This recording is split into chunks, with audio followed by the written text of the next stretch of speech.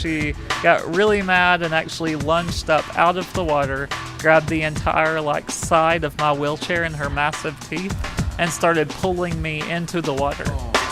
Meet Palle Bo, a digital nomad from Denmark on an epic journey around the world. This is the Radio Vagabond podcast. As a traveler, I often get asked the question, isn't it difficult? Isn't it dangerous? How do I do this or that? Well, it's not always easy being a traveler. Then just imagine you're in a wheelchair. Things that you should consider before going on a trip is, how do you fly as a wheelchair user? Which hotels are most accessible? What beaches have powered beach wheelchairs? How do you charge your electrical wheelchair in a foreign country? What cities are the most wheelchair friendly around the world? There are so many questions and so many obstacles. But that doesn't stop Cory Lee. He's a wheelchair user traveling the world and does a blog called Curb Free with Cory Lee. On this blog he shares stories to show other disabled people how to travel, where to travel, and most importantly, why a person with disabilities should travel. My blog, it's curbfreewithcorylee.com, and basically I explore the world in a wheelchair. So I'll visit different destinations and write about the wheelchair accessibility of attractions or hotels, or just about the city in general. Is the transportation accessible, or what all can a wheelchair user do within whatever city I'm writing about or the country? And so I've started that back in 2013, and it's been a whirlwind adventure ever since, and a lot of fun. I met Cory Lee the first time in TBEX in Corning, New York, where he did a truly inspiring keynote and received a standing ovation. And then I met him again at TravelCon in Austin. At the age of 2, he was diagnosed with SMA, a rare condition that confined him to a wheelchair. Yeah, so I have a spinal muscular atrophy type 2, and basically it's a degenerative disease that I was born with. So it's pretty rare, actually, but my great-great-great-great-grandparents had SMA as well. I guess that was back in the day where they didn't even have a name for it. Yeah, like a long time ago. They are pretty famous, actually. They were known as the Wheelchair Singers. So they have albums out, and they sang gospel music. And there were 13 children in the family, and 4 of them were in a wheelchair from SMA. So it's a pretty unique story, and then it just skipped a few generations, and then I was the lucky one to get it. So, yeah. And you're not the wheelchair singer. you're the wheelchair blogger, and just to give an idea that your blog is very, very popular. You won a big award, not for the best wheelchair blog or disabled blog, but for the best blog. Yeah, so last year I was in Portland, Oregon at the annual Society of American Travel Writers convention, and while there they had the annual Lowell Thomas Awards ceremony, and so the first award category that they announced was Best Travel Blog, and they announced bronze and silver, and I thought, okay, well, I would never get gold, it's out of the question. And then they announced gold was Curb Free with Cory Lee, and I immediately was just shocked and could not believe that I won gold. So it's really completely changed my entire year since then, and I've gotten a lot of really incredible opportunities since then that I wouldn't have gotten without it. I was able to actually, at the conference, after I won that award, a lot of companies were there in different destinations, and so after I won, they started approaching me at the conference and were like, hey, you want to, let's partner up on a trip. And so I've been able to go to Alaska with Holland America this year on a cruise, and it was just such a big bucket list item for me to go to Alaska, and that was incredible. We saw whales and seals, bald eagles, all kinds of cool stuff, and I worked on a press trip with Philadelphia a couple months ago, and just so much stuff. And I'm actually headed to their annual conferences next week again in Barbados. So are you nominated this year? I am. So I don't know if I'm getting anything, but we'll see. Maybe.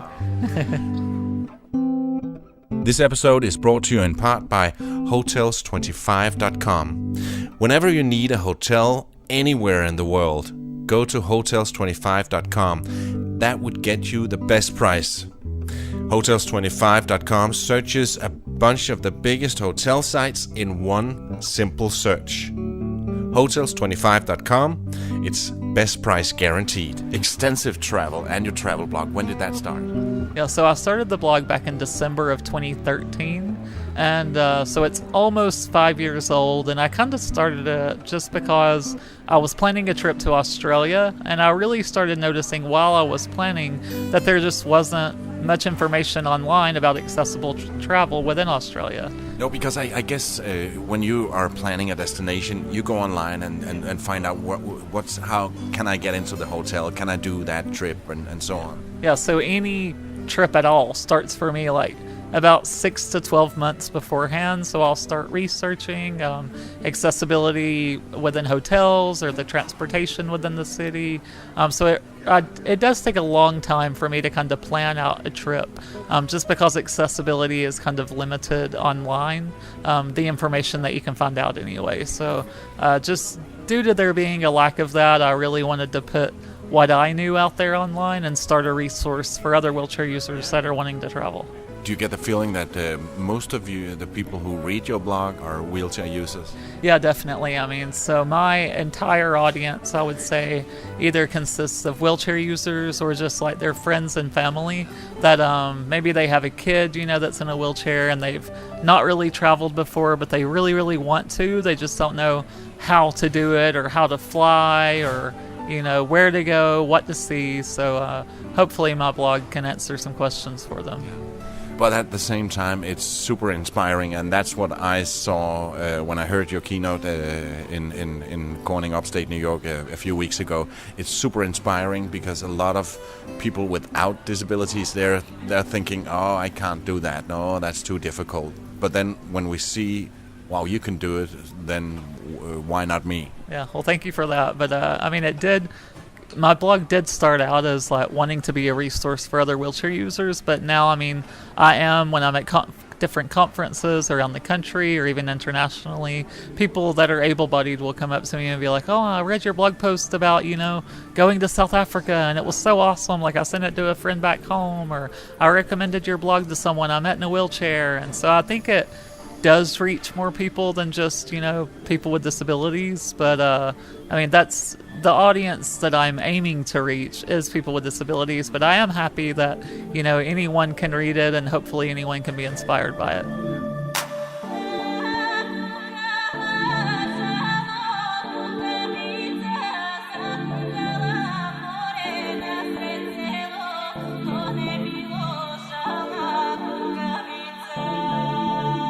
Tell me a little bit about your journeys.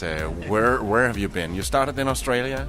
Yeah, so I've been to Europe before I went to Australia, and went to England, France. The Bahamas was actually the first international place that I ever went to outside of the U.S. And so when I went there, it was just kind of the first time that I got to see a different culture and try different foods and all of that. So that really motivated me to see more of the world and kind of get out there more. And so since then, in the past 5 years, I've visited 6 continents, so only Antarctica to go. And that's my big life goal, is to visit all 7 continents. So hopefully one day soon. Yeah.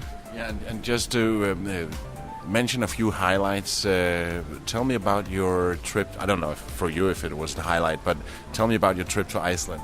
Yeah, so Iceland was incredible. It was such a huge dream of mine to go to Iceland for, my entire life. I had dreamed of seeing the Northern Lights and, swimming in the Blue Lagoon. And so I booked a trip to Iceland and wasn't really sure what to expect when I got there, what accessibility would be like exactly. But I booked the flight and the hotels anyway, and then I was determined that when I got there, I was going to get in the Blue Lagoon somehow. And so I actually got to Iceland and went to the Blue Lagoon, and they had a ramp that went down into the water and a lift that could lift me up out of my wheelchair and lower me in the water. So it was far more accessible than I ever thought it would be. And so that was really a nice surprise to see, and Iceland was just incredible. And did you get to see the Northern Lights? I did, yeah. We got really lucky. So we went in, it was late September when we went, and so there was like a small chance that we would see them that time of year, but we got really lucky and we were able to see them on our very first night there. I've been to Greenland twice, and one time I was in Greenland, I was on Danish time, and it's 5 hours time difference, so I went there and my friend had dinner with him, and then I went to the apartment I was staying in. And because of the time difference, I fell asleep at 9 o'clock. So I didn't see the message he sent me at 9:30 saying, the Northern Light is here, get outside now. So I saw that the next morning. I was like, oh. Damn. Now you have a reason to go back, though. Yeah, exactly. And I still have Iceland on my bucket list. I've been to all countries in Europe except for Iceland and Cyprus. Nice. So and that's really high on my list. But I don't have any warm clothes in my bags. So yeah, I travel light. Yeah, maybe the summer is a better time to go there, like July, August. But unless you want to see the Northern Lights, and then maybe go in December, January. But it's going to be cold. Yeah, well, I'm Scandinavian, so I should be true. I should be I able actually to. went to Denmark last year for the first time, also where you're from, and I fell in love with it. It's one of my favorite places in Europe, I think. So the people were friendly, the food was good, and it was actually very accessible, surprisingly. So there was some cobblestone in certain places that was a little rough, but overall there were ramps, and we had a fantastic tour guide. Did you feel the Danish happiness? I did. I definitely did. And we've been the happiest country for a number of years, but not this year. The damn Finnish, we'll get them next year. Just have to be more happy. So I've been to Finland also, and I do think that the Danish are happier. So. Okay. Take that, you Finnish listeners. Also, you were almost eaten by a hippo. I was. So that's definitely the craziest story that I have from traveling. So 2 years ago when I went to South Africa, we were actually going to meet this hippo. Her name is Jessica. And it's a really bizarre story, but basically she was abandoned by her hippo family when she was a baby, and then some humans found her and they brought her back to health. They let her sleep in the house.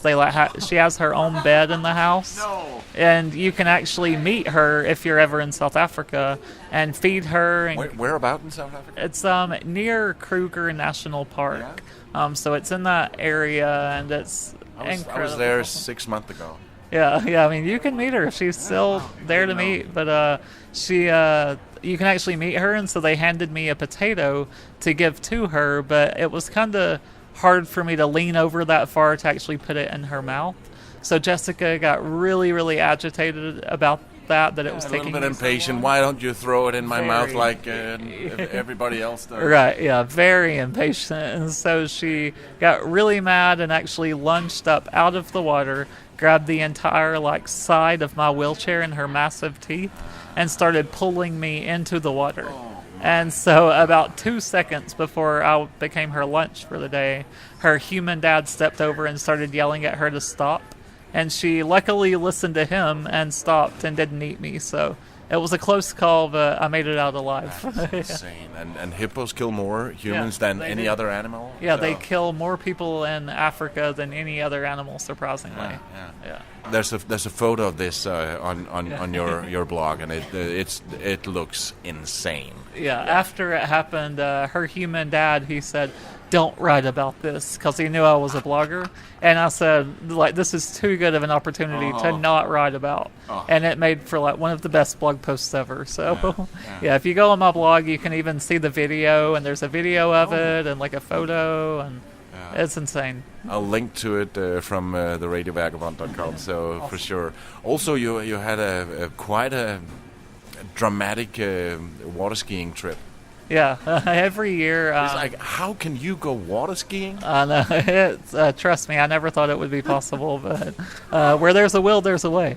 Yeah. But I every year in Chattanooga, Tennessee, which is near where I live, they have an adaptive water skiing clinic where they take wheelchair users, and they have an adaptive ski that you can do. And so a few years ago, I finally decided to be brave enough and give it a try. And so I did it, and I actually ended up flipping a few times and broke my arm in the process. But, I mean, at least now I never have to do it again, and I'm glad that I did it, so no regrets. Okay, so what's next for you? Bungee jump? I mean, I really want to go skydiving, so that's pretty high on my bucket list, so maybe I'll try it one day, but I don't know. Yeah, and then you have a thing with hot air balloon flying. Yeah, I've gone hot air ballooning over 3 continents. So I went over Las Vegas, over the Negev Desert in Israel, and then just a couple months ago I went hot air ballooning over Catalonia, Spain, and got to see like really beautiful volcanoes, and it was just such a magical experience. So anywhere that I go now, I'm completely addicted to hot air ballooning. So if I'm going somewhere, I'll usually look it up and see if it's a possibility to do it there. I did it in Cambodia, close to Angkor Wat. As the sun was going down, it was beautiful. Wow, I would love to do it there. Yeah. You're listening to the Radio Vagabond podcast. Before we continue, I want to remind you that I have a Facebook page where I share a lot of thoughts, pictures, and videos. You'll find it by going to facebook.com/PalaRadioVagabond. Traveling over so many continents, can you say any continents are better than others when it comes to accessibility? Yeah, so there are definitely some places that are better than others.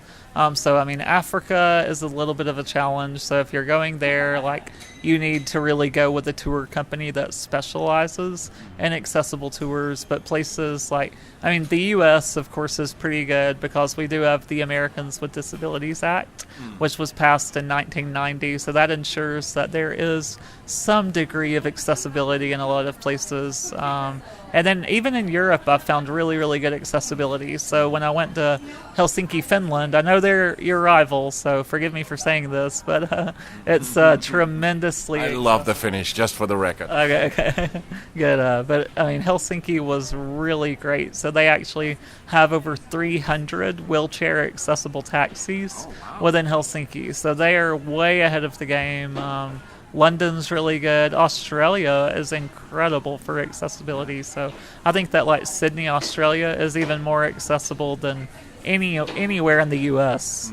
So, I mean, you really just have to do your research before you go. But some of the harder places besides Africa? Yeah, so some of the harder places, I mean, I would never really go to South America without going with a tour company. I did go to Ecuador and went to the Amazon rainforest and got to do some really cool things there, but without a guide, it would be incredibly difficult. And there are even places I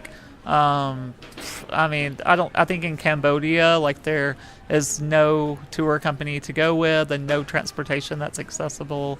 China is pretty difficult. There's really no transportation there. So some of the, more remote locations that aren't, quite as advanced as we are here in the U.S. and Europe and Australia, it would be pretty difficult to do in a wheelchair. Yeah. And it's I'm just sitting here thinking that these are things that I don't have to think about, and there must be so many things all the time. Oh yeah, I mean every time that I go on a trip, it's something goes wrong every single time. So, I mean, whether it's, you get to a hotel and there's not a roll-in shower. So if it's a bathtub, I mean, I can't really get into a bathtub, so I need to be able to wheel into the shower. And then flying, will my wheelchair get damaged during flight? That's always really my biggest worry whenever I'm traveling. And I think flying is the hardest part of traveling as a wheelchair user by far. So there are a lot of things that you have to think about, but if you travel enough, I think you learn kind of tips and tricks to make it a little bit easier, and you learn just how not to stress yourself out so much. And how does it work when you're flying? You don't get to take your own wheelchair on the plane? Right, no, so my wheelchair is actually stowed with the luggage, in the cargo area. I remember you said that sometimes you're in the plane looking out and seeing just seeing it coming up the conveyor belt into the plane and hoping it doesn't get scratched or damaged. Oh, definitely. Yeah. So, I mean, sometimes I'll be sitting. For me to actually get on the plane, that's really the hardest part, because I have to be physically lifted by 3 people to get me into a little aisle chair, and then the aisle chair rolls down the aisle of the plane to get me to the plane seat, and then they have to transfer me again. And so once I'm in the aisle chair, I'll look out the window and see my wheelchair being loaded sometimes, and I'm always sitting there sweating bullets, wondering if it's going to be damaged or what's going to happen. But yeah. And I can take anything you can throw at me, and nothing can get me down. Life is looking so bright, the sun is up again. I'm feeling like I could fly. No clouds in my way, no. And I'm living the good life. And I'm living the good life now. I'm living the good life, and nothing can get me down, no. So how do you see the blogging world, the travel blogging world changing in the last 5 years that you've been in the game, and where do you see us heading? Yeah, so I think that there's really, as a travel blogger that focuses on accessible travel, there's really never been a better time to get into the industry. So more and more destinations are really starting to kind of wake up and realize, that maybe we should market to, disabled travelers or to people with other disabilities, or, any kind of market that isn't just your standard, able-bodied traveler. I think destinations are really opening up and becoming welcoming to people of different abilities. So this is really, over the past few years, I've seen a tremendous difference in how many press trips I'm getting, or even speaking engagements and things like that. So I think destinations are really open to new bloggers coming in that are, maybe have a different niche than what you would normally expect. So, I really am tremendously thankful that I got in the industry when I did 5 years ago. Is it a job for you now? Yeah, definitely. So it is a full-time job for me, and I really spend way too much time on it. But welcome to the tribe. Yeah, I know.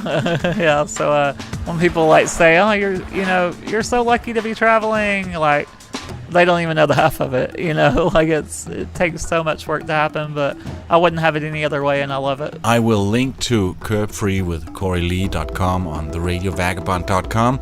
You have to see the pictures of him almost getting eaten by a hippo.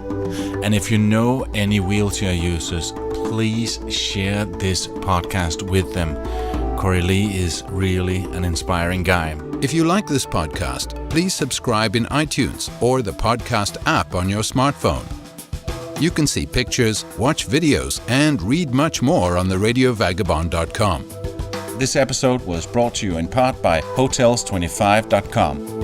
Best price guaranteed. Palle can be reached for interviews and public speaking gigs on mail at theradiovagabond.com. As I mentioned, I met Cory Lee at the travel media conference called TravelCon. This is a brand new conference organized by nomadic Matt Kepnes and his team, and it was really great. There were a lot of great speakers here. I already had a few of them on this podcast, like the Vaga Brothers in episode 9, Chris Christensen in episode 10, and the king of travel blogging, Nomadic Matt himself, in episode 12. And then I talked to a handful of other great people that you can hear in the upcoming Fridays. Rolf Potts, that wrote the book Vagabonding, Travis Sherry from Extra Pack of Peanuts, Rubens Fils from Been Around the Globe, a Frenchman that blogs about what it's like to travel the world as a black person, and Alexa Meisler from Break Into Travel Writing. These people are also truly inspiring. And of course, every Monday you can follow my journey from North Carolina to Washington, D.C., Atlantic City, Philadelphia, and New York. That's what's coming up in the next month. My name is Palle Bo. See ya.